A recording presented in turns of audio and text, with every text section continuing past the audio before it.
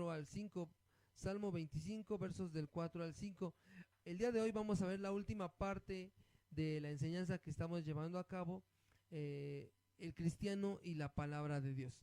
Recuerden que ya vimos la palabra de Dios como alimento, ya vimos la palabra de Dios como agua y ya vimos la palabra de Dios la semana pasada como vida, ¿verdad? Ok, el día de hoy vamos a ver la última y es la palabra de Dios como guía. La palabra de Dios es guía. Ahora, lo quise dejar yo al final porque este es solo rasgo de la palabra de Dios, por decirlo así. Este rasgo distintivo de la palabra de Dios, que es guía, nos da para una enseñanza completa y tal vez incluso para una serie. Primeramente Dios, ya en otra ocasión. Pero hoy vamos a ver esta enseñanza. La palabra de Dios, el cristiano y la palabra de Dios, parte 3. Y nuestro verso que vamos a leer es el Salmo 25, versos del 4 al 5. ¿Ya lo tienen? Dice así, fíjate, dice: muéstrame, oh Jehová, tus caminos, enséñame tus sendas. Fíjate, aquí nos dice muéstrame. ¿Qué quiere decir muéstrame? O sea, como si algo, como cuando tú llegas aquí, antes de que comience la reunión, esa bocina está tapada con un trapo blanco. No se ve qué hay atrás del trapo blanco. Entonces, fíjate, podríamos decir como que lo que el salmista quiere que Dios le muestre, él no lo alcanza a ver. Su vista es corta, no lo ve. Entonces le dice: muéstrame, oh Jehová, ¿qué? Tu camino, tus caminos.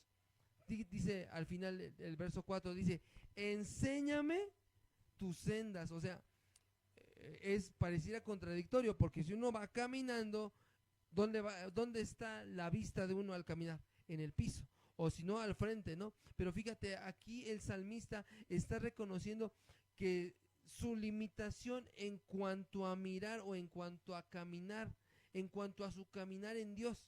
Fíjate, muéstrame, oh Jehová, tus caminos, o sea, el camino por el que debo andar. Enséñame tus sendas. ¿Ya lo viste? Verso 5. Y fíjate esta frase que dice: encamíname. ¿Lo ves? Encamíname. Esa palabra encamíname tiene la idea de, por ejemplo, hoy podríamos entenderlo como una mamá que agarra de su brazo a su hijo cuando se va para allá, que lo jala para acá, lo encamina que esté junto a ella. Sin embargo, esta frase encamíname que aparece aquí en este salmo tiene la idea de un pastor que va en medio de su hato de ovejitas, pero una oveja se va, y recuerda que el pastor tiene un cayado que hace esto. Entonces, ¿sabes qué es el payaso? Iba a decir. El pastor agarra el cayado y le pone un palazo en las patitas a la oveja y la jala, porque por eso está así, para que la agarra y la jala. Entonces, fíjate, le está diciendo: encamíname, endereza mis pasos, que yo no me desvíe. O sea, como a un animal, prácticamente, encamíname en tu verdad. Y si te pones a pensar, el ser humano, o específicamente hablando ahorita, el cristiano, aunque conoce la verdad, aunque conoce la escritura, siempre va a buscar salirse de ese camino. Siempre el cristiano necesitará ser encaminado en la verdad de Dios, siempre, en todo momento. Fíjate, dice: encamíname, jálame con tu cayado en tu verdad y enséñame, enséñame. O sea, como les decía yo en la mañana, tú no puedes enseñar algo que tú no conoces. Aquí el salmista está diciendo lo contrario: enséñame porque yo no lo sé. Tú sí, entonces yo necesito que tú me enseñes. Fíjate lo que dice el verso 5 al final: porque tú eres el Dios de mi salvación. Y fíjate, en ti he esperado todo el día. Esa frase última como que no queda. Sin embargo, ¿cuántos años de cristiano tienes tú? ¿Cuántos años de cristiano tengo yo? Sin embargo, parece ser que todavía batallamos en cuanto a ser encaminados en el camino del Señor. Necesitamos que se nos enseñe, necesitamos que se nos encamine, necesitamos que se nos muestre. Hemos esperado, no un día, sino todos esos años, desde que nacimos de nuevo hasta el día de hoy. Esto nos habla, fíjate, estos versos nos dejan ver, escucha, la necesidad del hombre por ser enseñado. por ser guiado y encaminado. Y a su vez, escucha, hace evidente la falta de dirección y de propósito del hombre sin Dios. Porque seamos sinceros, el ser humano no sabe quién es. El ser humano no sabe a dónde va y esto provoca, escucha, una serie de malas decisiones motivadas por el deseo de hallar su camino en la vida. ¿Te suenan las frases como, déjalo que se equivoque, él sabrá lo que hace, eso formará su carácter? ¿Sí te suenan esas frases? O como que decía, decía Oscar Wilde, decía, la experiencia no es más que el nombre que le damos a nuestros errores. Suena muy poético. Sin embargo, bueno, la verdad de las cosas es que así es. La experiencia es el nombre que le damos a todas las veces que la regamos. El ser humano es el único, voy a usar esta palabra, es el único animal que se tropieza con la misma piedra, no una, no dos, sino hasta 3, 4, 5 y hasta todas las veces que le sean necesarias. ¿Por qué? Porque realmente necesitamos ser encaminados, necesitamos ser guiados. Imagina a una persona invidente. ¿Qué necesita para caminar? Un bastón. ¿Por qué? Porque no ve, ¿no? Entonces fíjense, nosotros no necesitamos de un bastón para poder ver, para ser guiados. Lo que necesitamos es que el buen pastor, en este caso el Señor, nos encamine. ¿Y cómo lo hace el pastor? Con el báculo, con la vara. ¿Lo ves? Ahora, sin embargo, lo único capaz de mostrarle al hombre el camino que debe de seguir, ¿qué es? La palabra de Dios. Solamente la palabra de Dios. En ella, fíjate, encontramos una fuente de consejo inagotable, capaz de transformar la vida del ser humano. La palabra de Dios, escucha lo que te voy a decir, es suficiente. No le falta absolutamente nada. Y es en la palabra de Dios en lo que nos vamos a enfocar el día de hoy. La palabra de Dios como guía y a su vez, escucha, la suficiencia de la palabra de Dios para la vida diaria. Y para esto vamos a considerar el salmo por excelencia que habla de la palabra de Dios. ¿Cuál es? Salmo 19. El Salmo 19. Esta pregunta yo la escuché en una enseñanza precisamente acerca del Salmo 19. Y te voy a hacer la misma pregunta. ¿Cuál es el enfoque de la iglesia cristiana? ¿El evangelismo? ¿El reunirnos? El tener una comunión hermanos con hermanos, la alabanza, el salir a evangelizar. ¿Cuál es el enfoque o cuál es el propósito de la vida cristiana? ¿Sobre qué gira la vida cristiana? Podríamos decir como por alrededor del Señor Jesús. Sin embargo, no podemos separar el Señor Jesús de su palabra. Porque recuerda, dice la palabra que Él es el verbo encarnado. Él es la palabra que se hizo carne. Entonces, ¿sabes sobre qué gira nuestras reuniones? Nuestra alabanza, como lo veíamos en la mañana, como nuestra evangelización debe de girar en torno a la palabra de Dios.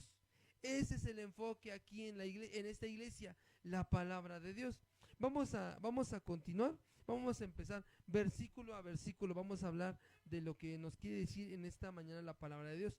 Fíjate, Salmo 19, verso 1, dice así, fíjate, los cielos cuentan la gloria de Dios.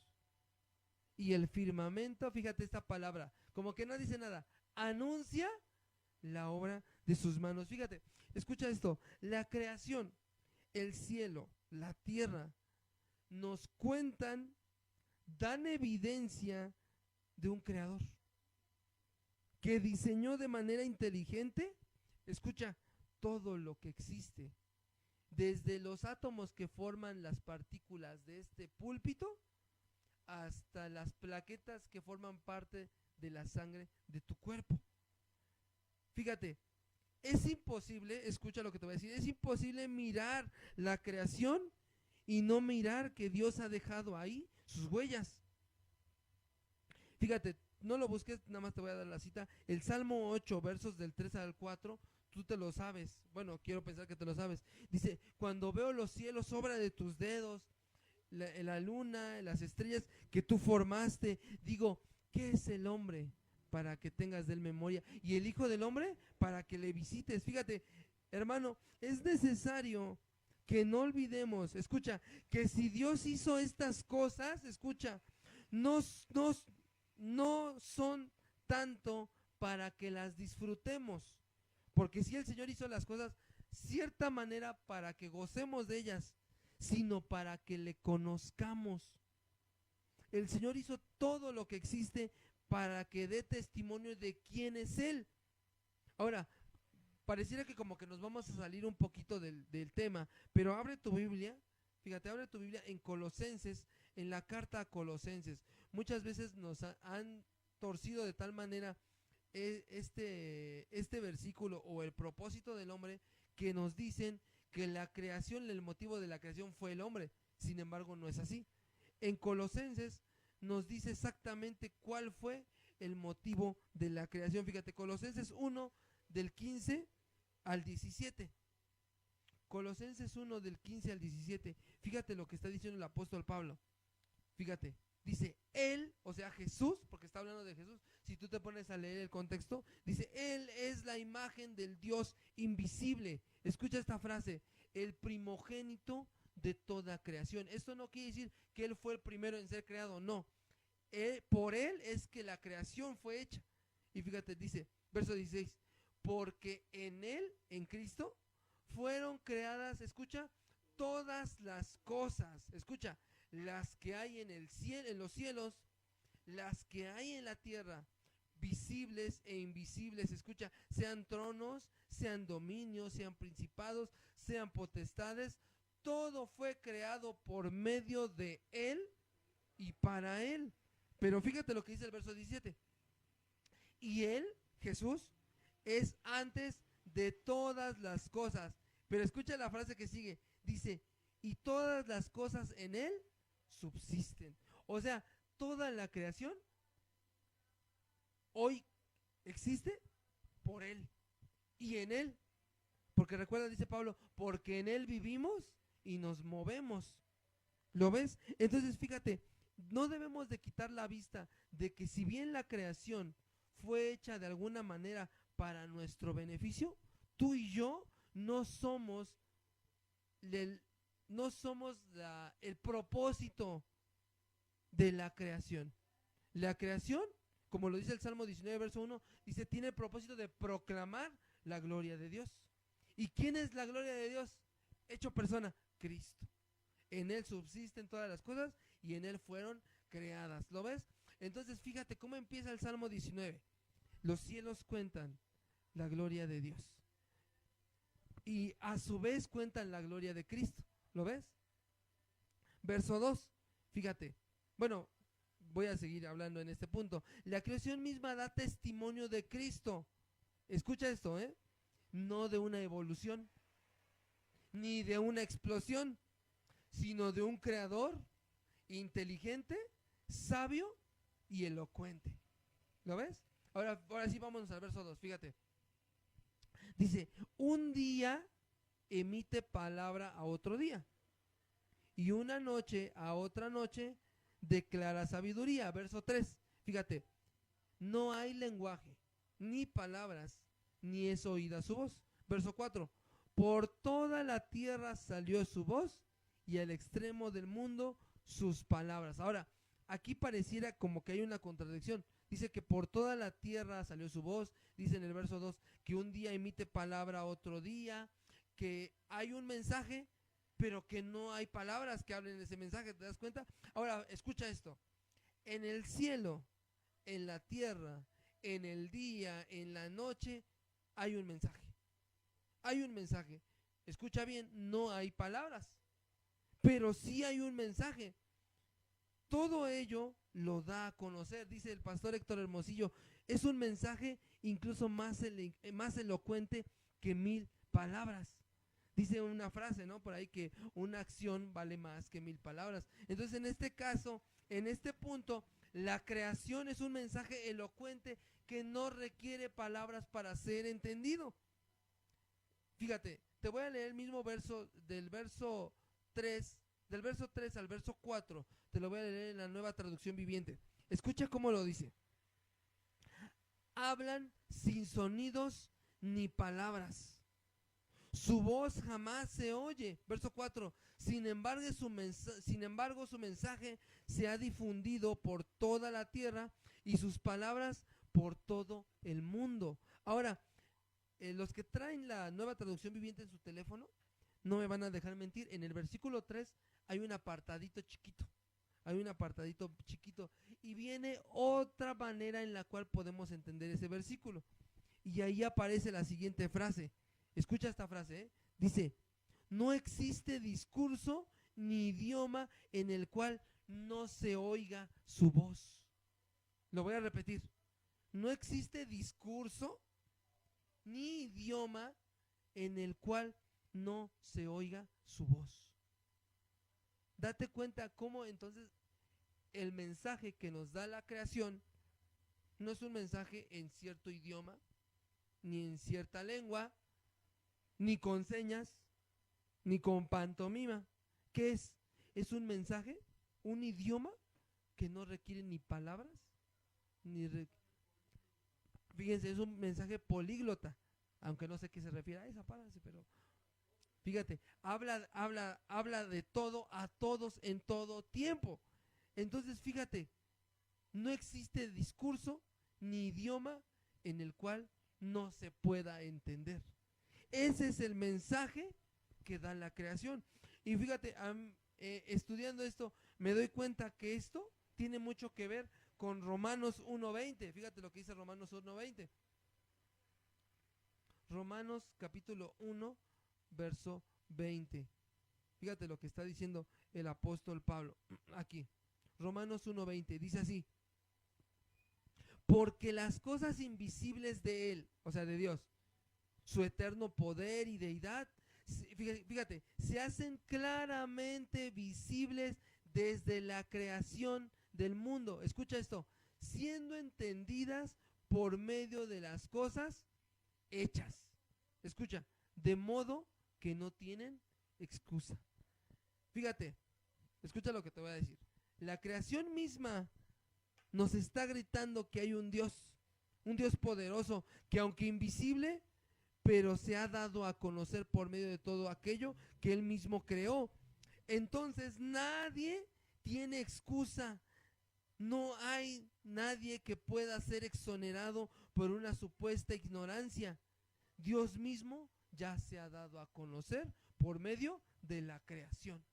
Entonces cualquiera que venga y que diga no hay Dios, muéstrame a Dios, enséñame dónde puedo ver a Dios, Dios ya se ha dado a conocer. Y dice el apóstol Pablo que esas personas ya no tienen excusa, porque Dios se ha dado a conocer por medio de las cosas hechas. Su invisibilidad de Dios se hace visible mediante su creación. ¿Lo ves?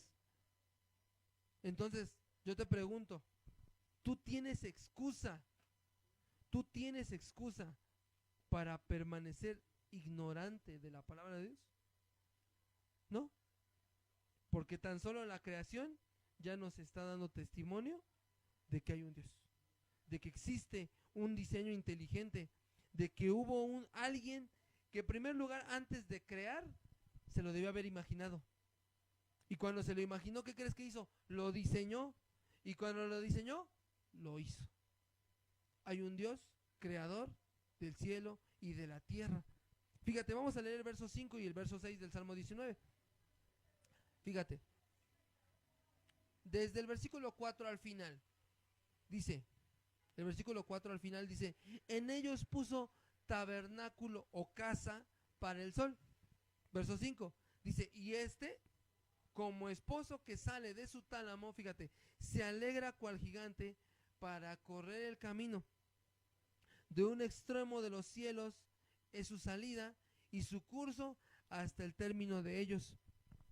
Y no hay nada que se esconda de su calor. Fíjate, desde los cielos y la tierra hasta la estrella más grande y más brillante de nuestro sistema solar fueron creados con un cuidado y un propósito que son capaces de funcionar en un conjunto tan perfecto aún después de miles de años de su creación. El Señor le dio un propósito al sol. Aquí el salmista nos está diciendo, el sol, como si fuera un novio recién casado, sale de su casa y comienza su camino. ¿Cuál es su camino? El día desde que amanece hasta que anochece. ¿Te das cuenta? Pero el mensaje no es la función del sol. El mensaje no es las estrellas, el mensaje no es el cielo, ni las nubes, ni nada de eso. El mensaje no es la función de la creación, sino el mensaje es el creador. Ese es el mensaje. En esta primera sección del versículo 1 al versículo 6, podemos ver que la creación, escucha, habla sin palabras, de tal manera que todo el mundo oye la voz del creador. Y aquí podemos ver, podríamos resumir en estos versículos, 6 versículos, en una frase: la palabra de Dios en la creación. Porque la palabra, como acabamos de ver, la creación no habla con palabras, ni idiomas, ni con señas, pero nos muestra la evidencia de que hay un Dios. Y ese Dios, a su vez, nos está hablando a través de su creación, de que Él hizo todo lo que existe, no para llamar mi atención, ni para que yo disfrute, sino para que le conozca. Amén. Vámonos rápidamente ahora sí a empezar. Este salmo en lo particular podríamos dividirlo en dos partes. De hecho, así se divide en dos partes. Y del verso 6 al verso 7 da un vuelco totalmente diferente. Fíjate, estamos hablando de la creación, ¿correcto? Pon tu vista en el verso 7. Ya no habla de la creación. Dice, la ley de Jehová es perfecta. ¿Te das cuenta? O sea, como que no tiene nada que ver, ¿no? Y ¿sabes? Yo no digo que le falte, porque no le falta, la palabra no le falta.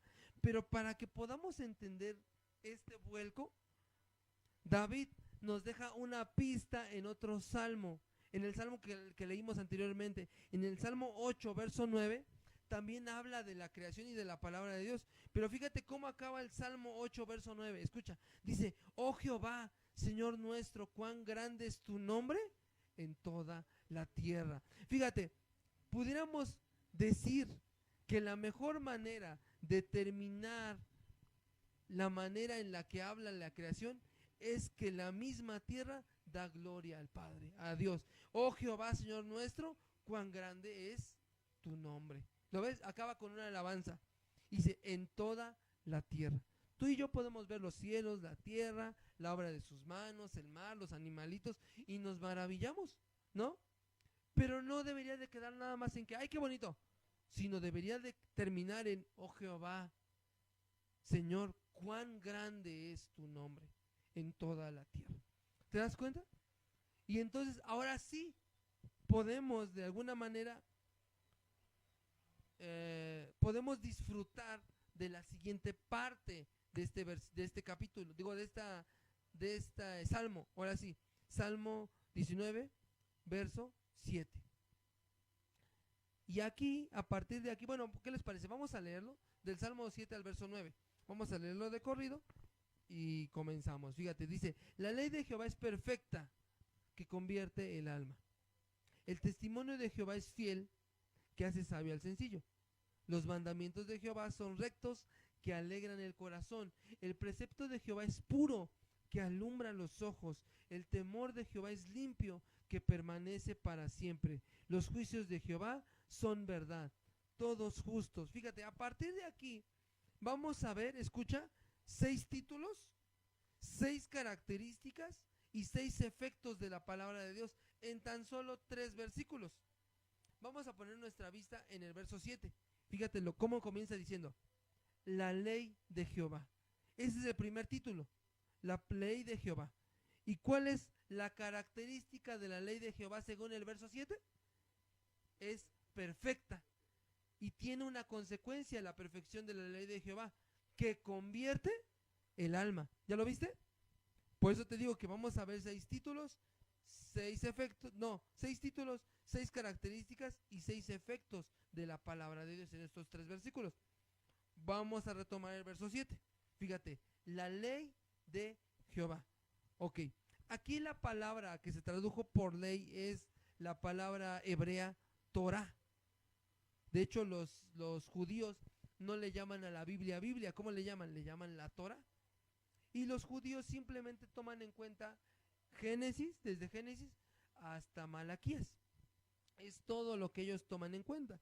Y entonces aquí la palabra que se tradujo por Torah es la palabra que se tradujo por ley es la palabra Torah. Pero fíjate lo que quiere decir la palabra Torah. Pentateuco. ¿Cuál es el Pentateuco?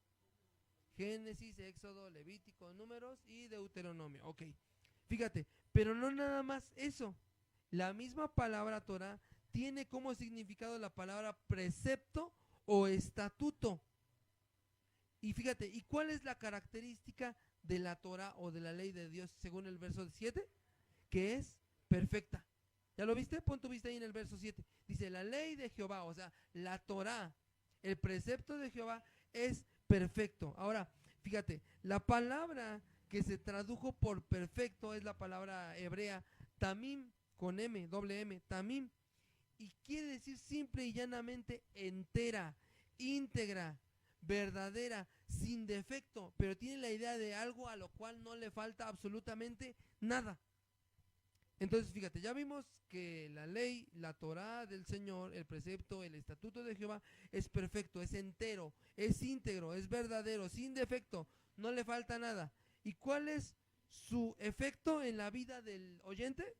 Que convierte el alma. Ok, fíjate, aquí cuando dice que convierte el alma es una frase hebrea que quiere decir lo siguiente, que conforta, perdón, estoy leyendo mal, quiere decir que conforta, escucha, quebranta, hace recapacitar, restaura y produce arrepentimiento.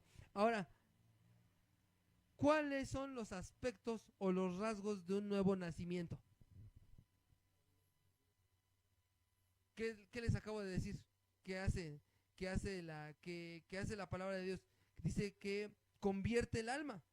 ¿Y cuál es el resultado de convierte el alma según el hebreo? Fíjate, conforta, quebranta, hace recapacitar, restaura y produce arrepentimiento. ¿Te das cuenta que la palabra de Dios tiene todos los aspectos y todos los recursos para provocar un nuevo nacimiento?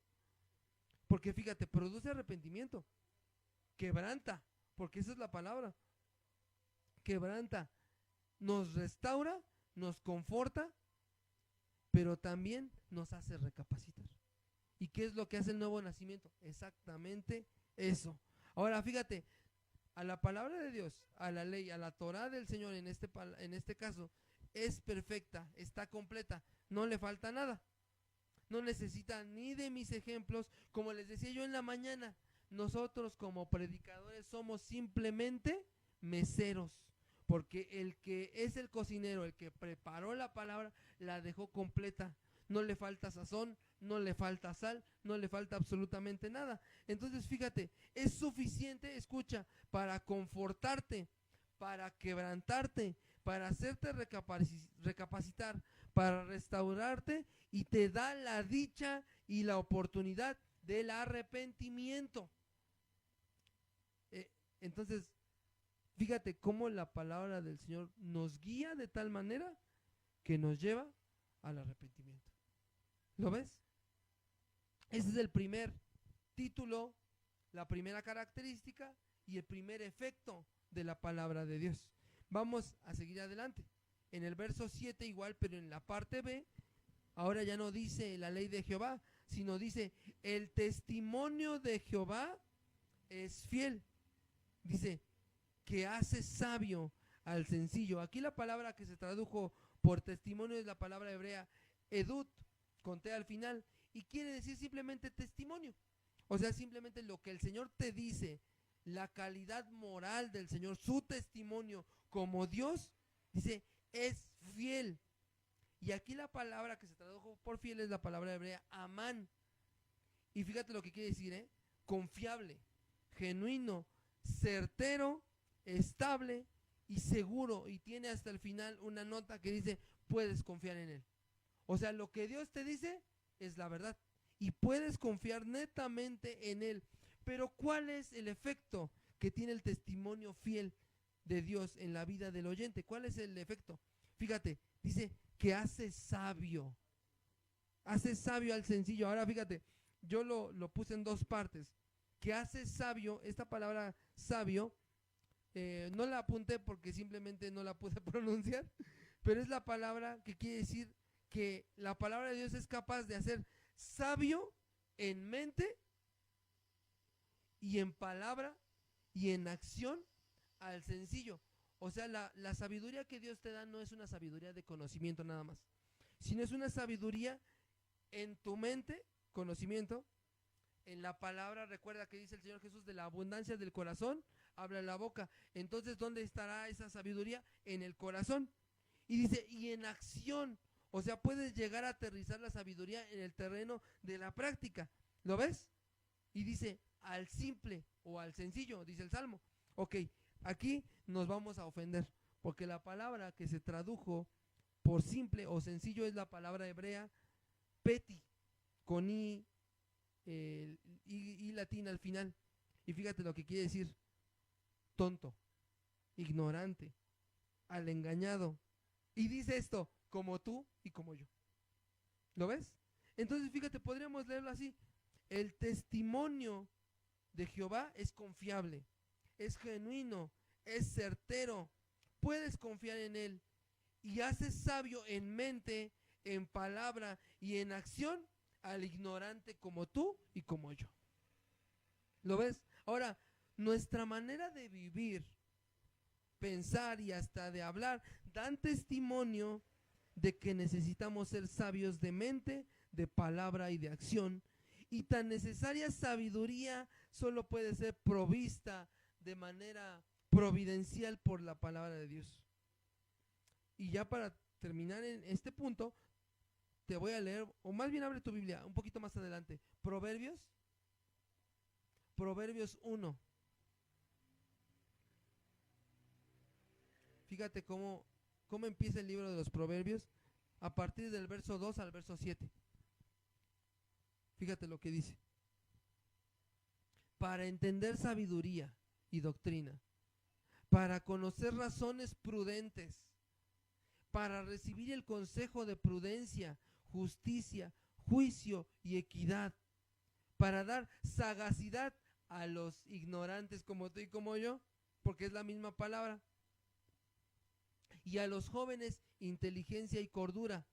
Oirá el sabio y aumentará el saber, y el entendido adquirirá consejo, para entender proverbio y declaración, palabras de sabios y sus dichos profundos. Verso 7. El principio de la sabiduría es el temor de Jehová. Los insensatos desprecian la sabiduría y la enseñanza. ¿Te das cuenta? Cómo la ley en este caso el testimonio de Jehová es capaz de hacerte entender sabiduría y doctrina, para conocer razones prudentes, para recibir consejo y prudencia, justicia y juicio y equidad. Y dice, para dar sagacidad a los torpes como tú y como yo. Vamos a ver en el verso 8 del Salmo 19, por favor. Verso 8 en el Salmo 19. Ya vimos dos títulos, dos características y dos efectos de la palabra de Dios. Versículo 8, fíjate lo que dice: los mandamientos de Jehová, ¿qué dice? Son rectos. ¿Y cuál es la consecuencia? Alegran el corazón. ¿Ya lo viste? Ok, fíjate, los mandamientos de Jehová. Aquí cuando aparece la palabra mandamientos, es la palabra hebrea pitkut, y quiere decir simplemente mandato o ley. Así que está traducido de manera perfecta. Y cuando dice son rectos, es la palabra hebrea yashar. Yashar. Y fíjate lo que quiere decir. Esto nos va a confrontar, ¿eh? La palabra yashar no quiere decir nada más algo derecho o algo recto. Quiere decir algo cómodo, pero también algo que se puede razonar, o sea, algo razonable y justo.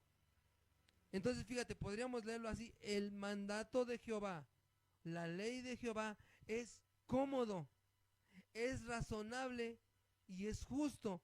Y dice, ¿cuál es el efecto? Que alegran el corazón. Y aquí, cuando se tradujo la palabra o la frase alegran el corazón, es la palabra hebrea samak. Y fíjate lo que quiere decir: iluminan, recrean, gozan el corazón. Pero para los cristianos y aún para la gente que no conoce de Dios, los mandamientos de Dios se han vuelto una losa difícil de llevar. Y en llevarlos, lejos de hallar gozo, hallamos molestia y hasta frustración. Y la pregunta es, ¿por qué?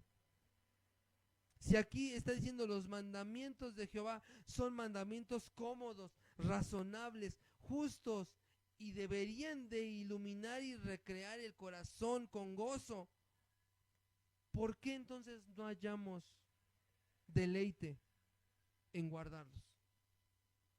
¿Por qué no hallamos gozo en guardar la palabra? En lugar de hallar nuestro reposo en la palabra de Dios, muchas veces creemos que es una losa pesada que Dios pone sobre el lomo del creyente, que intenta con desesperación llegar a la meta, pero no puede porque está cargando una losa que ni él ni sus antepasados han podido cargar. ¿Por qué no podemos deleitarnos en la palabra del Señor? ¿Sabes por qué? Porque realmente no amamos a Dios. Mucho menos amaremos y guardaremos sus mandamientos. Jesús dijo, si me amáis, vas a guardarlos. ¿Guardarás qué? Mis mandamientos. Lo que nos lleva a nuestra triste realidad. Si no amamos, no guardamos. Esa es la verdad.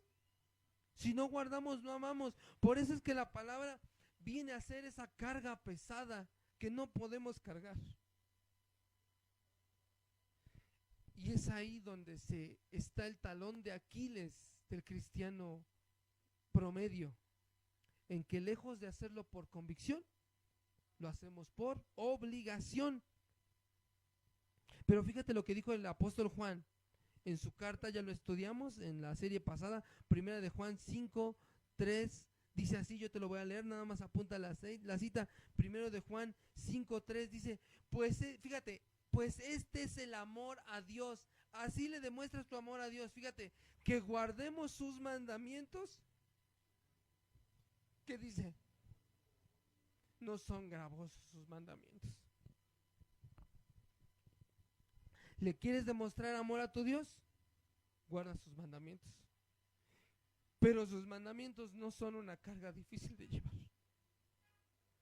¿Cuándo será el día en que el cristiano dirá, dulce es a mi paladar tu palabra?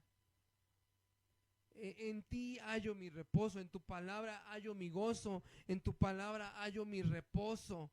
¿Cuándo será que el cristiano comenzará a amar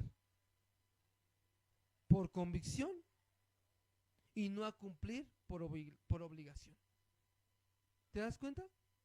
Los mandamientos de Jehová son mandamientos cómodos, razonables, son justos, deberían de provocar gozo y recreo en el corazón del ser humano. Y para que esto se lleve a la práctica, hermano, es necesario que comencemos a amar. No amar al hermano en este caso, sino amarle a él. Amarle a él, hallar realmente nuestro deleite en su palabra. ¿Lo ves? Vamos a leer el verso 8. Igual, recuerda que estamos estudiando versículo a versículo. Verso 8 en la parte B. Ya no dice mandamientos, ahora dice el precepto de Jehová, ¿qué dice? Es puro. Fíjate, el título es precepto de Jehová. La característica es que es puro y el efecto es que alumbra el corazón, que alumbra los ojos, perdón. Fíjate, aquí cuando dice precepto, aquí ya no aparece la palabra ley, aquí aparece la palabra hebrea mitzvah. Y fíjate lo que quiere decir: estatuto, mensaje o palabra. O sea que podríamos decir, el mensaje o la palabra de Dios, dice, es puro. Y aquí la palabra que se tradujo por puro es la palabra hebrea bar. De hecho, de ahí proviene una costumbre judía, una fiesta que se llama bar mitzvah. Ajá. Entonces, fíjate, la ley, el estatuto o el mensaje de Dios es puro, pero lo que se tradujo por puro quiere decir limpio y escogido y esclarecido. O sea, se puede decir que la palabra de Dios de alguna manera él mismo la inspira y él mismo la aprueba, podríamos decirlo así. Ahora, fíjate, los mandamientos de Jehová, digo, los preceptos de Jehová son puros, son limpios. Y dice que alumbran o aclaran los ojos. Ok, la palabra o frase que se tradujo por alumbrar los ojos es la palabra hebrea. Escucha nada más or, la O y la R al final. Y fíjate lo que quiere decir. Aclara, da luz, amanece. Pero tiene la idea de disipar las tinieblas de la noche en nuestros ojos. O sea, podríamos entenderlo así. Que el mensaje o la palabra de Dios es limpio, es escogido y produce que amanezca, que se disipen las tinieblas que hay en los ojos del ser humano. Podríamos entenderlo de esa manera. Ahora, fíjate lo que te voy a decir. En la oscuridad, la única lámpara capaz de darte luz, ¿cuál es? La palabra de Dios. Ahora, ¿no sabes qué hacer? ¿No sabes cómo vivir? ¿No sabes qué decisiones tomar? ¿No sabes cómo actuar con tu esposo, con tu esposa, con tus hijos en tu trabajo? ¿No sabes cómo llevar a cabo tu vida? Escucha esto. Salmo 119, verso 115. No lo busques, te lo voy a leer. Dice, lámpara es a mis pies tu palabra y lumbrera a mi camino. Tratemos tratemos, hermanos, de considerar la función de un foco. Tú si entras a este local cuando está cerrado, esta cortina está abajo y aquí no se ve nada. Entras, subes, pero ese apagador no funciona a no ser que no subas las pastillas. Entonces entras y está totalmente oscuro. ¿Qué hace un foco? Da luz en la oscuridad y ves los tropiezos que hay en este lugar. ¿Qué hace la palabra de Dios cuando te alumbra? Te deja ver el camino que estás caminando y te deja ver los problemas, te deja ver los obstáculos a los cuales te vas a enfrentar, pero tú no los vas a ver si estás en tinieblas. Tú no los vas a ver si la luz no te ha alumbrado, si la ley de Jehová no te ha resplandecido. Entonces fíjate, la ley del Señor es limpia y por lo mismo cristalina y limpia que es capaz de disipar las tinieblas de tu entendimiento. Por lo tanto, escucha esto, despiértate tú que duermes y levántate de los muertos, que te alumbrará Cristo. Es momento ya, hermano, de que ya dejes de estar en las tinieblas, porque uno opta por estar en las tinieblas. Recuerda, dice el Evangelio de Juan capítulo 3, verso 19, y esta es la condenación, que la luz vino, pero los hombres amaron más las tinieblas que la luz, porque sus obras eran malas. Entonces fíjate cómo el hombre es expuesto a la luz, pero si decide quedarse en la oscuridad es por mérito propio, por voluntad propia. Entonces también por voluntad propia, hermano, ya sal de tu oscuridad.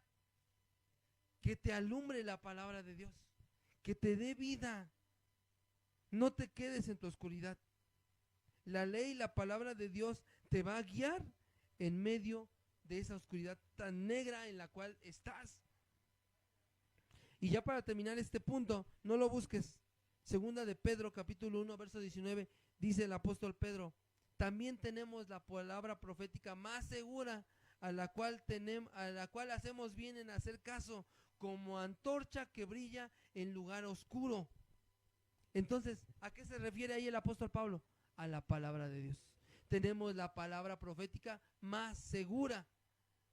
Deja de buscar en los consejos, o deja de buscar en tu propio entendimiento o en tu propio razonamiento las respuestas y la luz que solamente vas a hallar en la palabra del Señor. Tú ya tienes la palabra profética más segura, a la cual harás bien en poner entera atención y en estar atento. Amén. Ahora vámonos al verso 19. Verso 9, perdón, verso 9. Y fíjate, aquí yo no lo noté hasta que lo empecé a estudiar. Aquí empieza diciendo, el temor de Jehová es limpio. ¿Ya lo viste? Si te das cuenta, aquí no está haciendo mención a la palabra de Dios. Aquí está hablando del temor de Jehová. ¿Lo ves? Pero fíjate, dice, el temor de Jehová es limpio. Aquí no se refiere a la palabra de Dios, se refiere al temor de Jehová. Dice, es limpio. ¿Y cuál es el efecto del temor de Jehová? Que permanece para siempre. Ahora fíjate, aquí el problema o la mala interpretación pudiera ser, está en lo que significa la palabra temor. Porque pudiéramos nosotros entender la palabra temor como algo que nos da miedo, algo que nos llena que nos turba, algo que realmente como decía mi abuelito, ay nanita, ¿no? No, aquí la palabra que se tradujo por temor es la palabra hebrea yirá, con Y y y acento en la A al final. Pero fíjate lo que quiere decir yirá, quiere decir reverencia, pero también quiere decir respeto, pero a su vez quiere decir respeto a algo espantoso. O sea, ¿cómo pudiéramos entenderlo? Entonces, la reverencia y el respeto espantoso, o sea, algo que sí te debe de llevar de miedo a Jehová, pero ese temor no es un temor sucio, ni es un temor provocado por una causa de terror ajena a Dios, sino dice, el temor a Jehová o el espanto que provoca a Jehová es un espanto limpio. ¿Lo ves? Fíjate, y la palabra que se tradujo por limpio no la entiendo aquí como le escribí, así, tajor.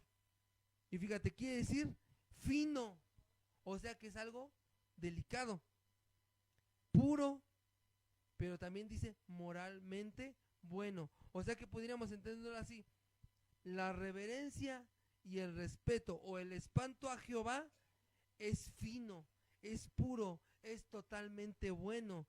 ¿Y cuál es la consecuencia? Permanece. Aquí esta palabra permanece es la palabra hebrea amati, quiere decir simplemente prevalece, persiste, dura para toda la vida. Entonces, ¿cómo lo podríamos entender, hermanos? La reverencia, el respeto y el espanto a Jehová es fino, es puro, moralmente bueno y persiste y dura para toda la vida. Escucha esto, el temor de Jehová no es miedo, ni pavor, ni mucho menos turbación, sino respeto, como decía mi papá, temor reverente, y prevalece para siempre, ya que es pieza clave, escucha lo que te voy a decir, es pieza clave en la tan necesaria y tan buscada y poco encontrada santidad. Voy a repetirlo, el temor de Jehová no es miedo, ni pavor, ni turbación, sino respeto, temor reverente y prevalece para siempre, ya que es pieza clave en la tan necesaria y tan buscada y poco encontrada santidad. Abre tu Biblia. Abre tu Biblia en 2 de Corintios. Fíjate lo que dice. Segunda carta de Corintios. 2 de Corintios, capítulo 7. 2 de Corintios, capítulo 7, verso 1. Fíjate lo que dice el apóstol Pablo. Dice, así que, amados, puesto que tenemos tales promesas, escucha, limpiémonos de toda contaminación de carne y de espíritu. Escucha, perfeccionando la santidad, ¿en qué? En el temor de Dios. No sé si lo estás viendo, pero fíjate, el camino más seguro para llegar a la santidad es el temor, el respeto, a no ofender ni menospreciar a Dios. Este es el principal motivo por el cual aún seguimos atados a nuestro pecado. ¿Cuál es? No hay temor a Dios. No hay temor a Dios. Y ya para pasar al siguiente punto, no lo busques, este versículo yo lo he usado mucho y me gustaría que te lo aprendieras. Eclesiastés 12:13. Escucha esto. El fin de todo discurso oído es este: teme a Dios. Pero fíjate, a la par del temor a Dios, dice, y guarda sus mandamientos. ¿Por qué? Porque esto es el todo del hombre. Fíjate cómo aquí el predicador de Eclesiastés pone a la par del temor de Dios la palabra de Dios. ¿Viste? Dice, teme a Dios, pero junto con tu temor a Dios, guarda sus mandamientos, porque esto es el todo del hombre. ¿Lo ves? Ahora sí, vámonos al verso 9 en la parte B. Salmo 19, verso 9 en la parte B. Fíjate lo que dice ya al final. Dice, ahí está. Dice, los juicios de Jehová son verdad, todos justos. Y fíjate, aquí la palabra que se tradujo por juicios es la palabra hebrea mishpat. Y fíjate lo que quiere decir: veredicto, sentencia o condena, decisión y decreto. Y fíjate, entonces podríamos leerlo así: los veredictos y las sentencias de Jehová son verdad. Aquí la palabra que se tradujo por verdad es la palabra hebrea emet, y quiere decir veraces, verdaderos, confiables, ciertos y justos. Y ahí se sobreentiende el final del versículo, porque dice, los juicios de Jehová son verdad, todos justos. Entonces pudiéramos leerlo de esta manera: los veredictos, la sentencia y los decretos de Jehová son veraces, verdaderos, confiables, ciertos y justos. Ahora, escucha lo que te voy a decir. En ninguna manera Dios pasará por inocente al culpable, y su sentencia, por muy dura que ésta pueda llegar a sonarnos, ¿qué crees? Será justa. Será justa. La gran pregunta que el Evangelio hace es: ¿cómo un Dios santo, el cual es santo, 3 veces santo, cómo no puede demandar justicia ante el pecador que infringe la ley? Fíjate, la palabra de Dios es completa, ya lo vimos, para convertirnos, para hacernos sabios, para alegrarnos el corazón, para alumbrar nuestros ojos, para que le temamos, pero también para juzgarnos con justicia si en caso que decidamos no hacer caso a todo lo demás para lo que sirve la palabra de Dios. Si tú no consideras la palabra del Señor para que te convierta, ni para que te haga sabio, ni para que te alegre, ni para que te alumbre, ni para que le temas, entonces la palabra del Señor, los justos juicios del Señor servirán para justiciarte en el día en el que el Señor te llame a su presencia.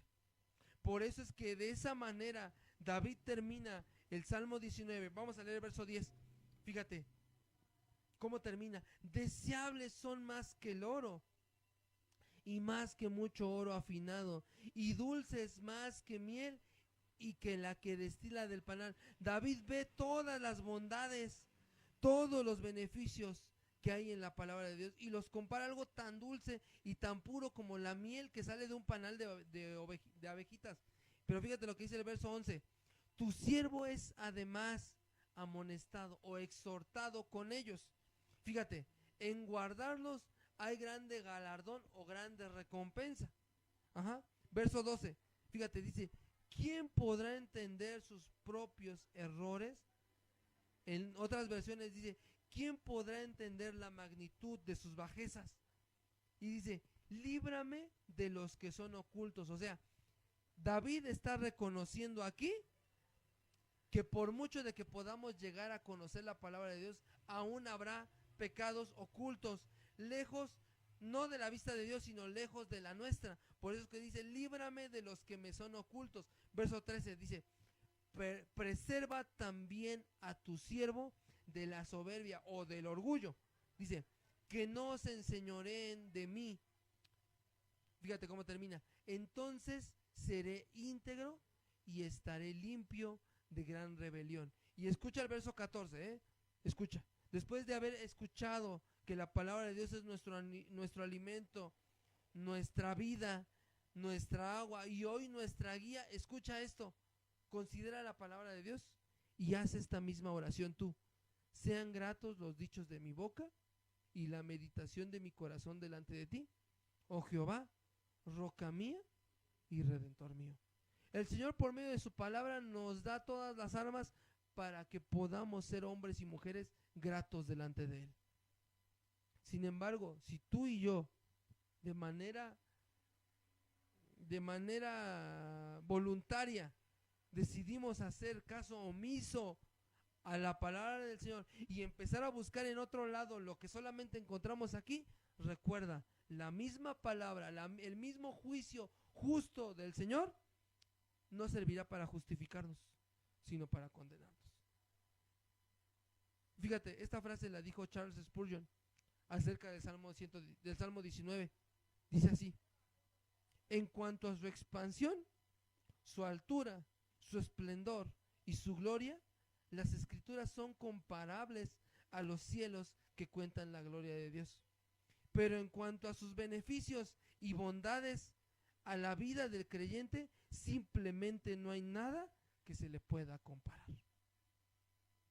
Y a partir de hoy, hermano, cuando un versículo de la Biblia contradiga tus ideas, tus creencias y tus convicciones más arraigadas, reevalúa tus ideas, reevalúa tus creencias y tus convicciones, no la Biblia. Por eso es importante, hermanos, este tema que sí fue muy extenso, tres predicaciones nos llevó, el cristiano y la palabra de Dios. Es momento de considerar la palabra de Dios, como dice Pedro, como esa antorcha que brilla en lugar oscuro y que vamos a hacer bien en poner entera atención. Entonces, hermanos, vive una vida centrada en la palabra. Algo digno de alabanza, la palabra. Algo limpio, la palabra. Algo puro, la palabra. Algo de buen nombre, la palabra. Dice Pablo, en eso debes de pensar. Amén. Vamos a orar, vamos a darle gracias al Señor. Señor, en esta mañana reconocemos, Señor, que tu palabra no ha formado parte de nuestra vida diaria. Tal vez forma parte solamente de nuestras reuniones cristianas, pero no de nuestra forma de vida, no de nuestra manera de hablar, mucho menos de nuestra manera en cómo nos conducimos, Señor. Y hoy te pido perdón por haber intentado ser cristiano, alejado de tus preceptos, alejado de tu alimento, alejado del agua que me da vida, alejado de esa palabra que puede darle vida a estos huesos secos, Señor. Porque hoy vemos que la palabra, que la creación habla del Creador y que da testimonio y que le quita la excusa a todo ser humano. Y por si fuera poco, tenemos la palabra profética más segura, a la cual hacemos mal en no ponerle atención, Señor. Perdónanos por haber vivido tantos años pregonando que te conocemos, pero sin tu palabra. Ayúdanos porque nuestros testimonios, nuestra forma de hablar y de vivir solo muestra, Señor, que hemos vivido un cristianismo alejado de tu palabra. Sin embargo, hoy queremos considerarlo como nuestro alimento, nuestra agua que quita la sed para siempre, y a su vez, Señor, como la vida que puede darle vida a estos huesos secos, Señor, y ahora como la guía para nuestra vida diaria, Señor. Te doy gracias por estas enseñanzas, y también te doy gracias por la vida de mis hermanos.